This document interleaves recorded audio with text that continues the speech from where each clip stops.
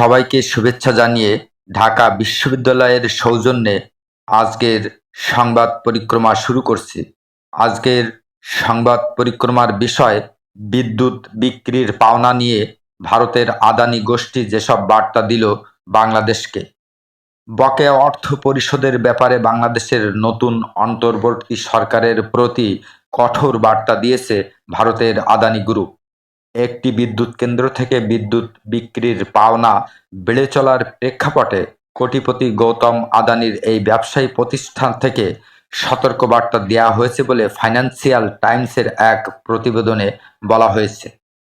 Financial টাইমসের ওই প্রতিবেদনের বরাতে ভারতীয় গণমাধ্যম ইকোনমিক টাইমস জানিয়েছে, ভারতের ঝাড়খণ্ডের 1600 মেগাওয়াটের গড্ডা কেন্দ্র থেকে বিদ্যুৎ ক্রয় বাবদ আদানি গ্রুপের কাছে বাংলাদেশের বকেয়া 500 মিলিয়ন বা 50 কোটি ডলার হয়েছে। এই পরিস্থিতিকে আদানি গোষ্ঠী টেকসই নয় বলে বর্ণনা করেছে। বিদ্যুৎ কেনা বাবদ এই বকেয়া মোহাম্মদ ইউনূসের নেতৃত্বাধীন সরকারের জন্য একটি গুরুতর চ্যালেঞ্জ হিসেবে দেখা দিয়েছে বলে ইকোনমিক টাইমস মনে করছে। গত মাসে শেখ হাসিনার সরকারকে হটিয়ে অন্তর্বর্তী সরকার বাংলাদেশের ক্ষমতায় অধিষ্ঠিত হয়। আদানির বিদ্যুৎ কেন্দ্র থেকে বিদ্যুৎ কেনা সহ শেখ হাসিনার আমলে করা বিভিন্ন ব্যয়বহুল অবকাঠামো চুক্তির সমালোচনা করেছে নতুন এই সরকার। ফাইন্যান্সিয়াল টাইমসের কাছে পাঠানো এক বিবৃতিতে আদানি পাওয়ার বলেছে যে আর্থিক চাপ থাকা সত্ত্বেও তারা বাংলাদেশের বিদ্যুতের নির্ভরযোগ্য সরবরাহ বজায় রাখতে প্রতিশ্রুতিবদ্ধ।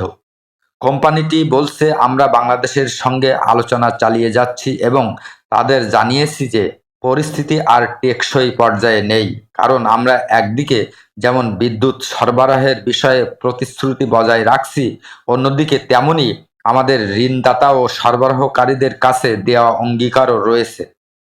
অর্থ পরিশোধের এই দায় বাংলাদেশের সার্বিক জ্বালানি সংকটেরই একটি অংশ। বাংলাদেশের বিদ্যুৎ সংক্রান্ত দায়ের পরিমাণ 370 কোটি ডলারে উঠেছে। জ্বালানি উপদেষ্টা ফজলুল কবির খান ফাইন্যান্সিয়াল টাইমসকে বলেছেন, আদানি বাংলাদেশের কাছে 80 কোটি ডলার পায়, তার মধ্যে 49 কোটি 20 লাখ ডলার পরিশোধ করতে বিলম্ব হয়েছে। প্রতিবেদনে বলা হয়েছে, অন্তর্বর্তী সরকার এখন বিশ্বব্যাংক সহ অন্যান্য আন্তর্জাতিক ঋণদাতার কাছে অর্থ সাহায্য চাইছে। এর উদ্দেশ্য হলো অর্থনীতি স্থিতিশীল করা। বাংলাদেশ সাম্প্রতিক বছরগুলোতে দ্রুত প্রবৃদ্ধি অর্জন করেছে, কিন্তু একই সময়ে জ্বালানি ও স্বল্পতায় ভুগছে। মূলত গ্যাসের অভ্যন্তরীণ উৎপাদন কমে যাওয়ায় এই পরিস্থিতি তৈরি হয়েছে বলে মনে করা হচ্ছে। সমালোচকেরা বলছেন, সাবেক সরকারের নেওয়া খোলা দরপত্র ছাড়াই বিদ্যুৎ কেনার মতো পদক্ষেপগুলো দুর্নীতির ব্যাপক বিস্তার ও অদক্ষতা সৃষ্টিতে ভূমিকা রেখেছে।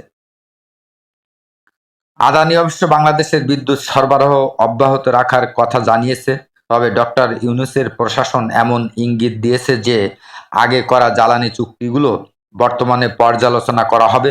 এর উদ্দেশ্য হলো প্রতিযোগিতামূলক দরপত্র পুনরায় চালু করা এবং নিয়ন্ত্রণমূলক তদারকি ব্যবস্থা জোরদার করা। বিদ্যুৎ সরবরাহ বাংলাদেশ থেকে না সরানোর প্রতিশ্রুতি দিয়ে আদানির ওই বিবৃতিতে বলা হয়েছে, বর্তমানে আমাদের গড্ডা কেন্দ্র ভারতীয় বিদ্যুৎ ব্যবস্থার সঙ্গে সংযুক্ত নয়, তাই অন্য কোথাও এই বিদ্যুৎ সরবরাহ করার কোনো প্রশ্নই ওঠে না।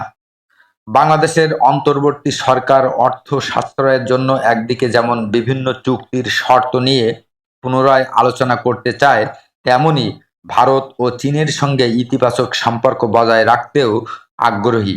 সরকার জোর দিয়ে বলেছে যে ভবিষ্যতে অবকাঠামোগত খাতে যত চুক্তি হবে তাতে অর্থ সাশ্রয় ও স্বচ্ছতার বিষয়টি নিশ্চিত করা হবে। আজকের সংবাদ পরিক্রমা এখানেই শেষ করছি।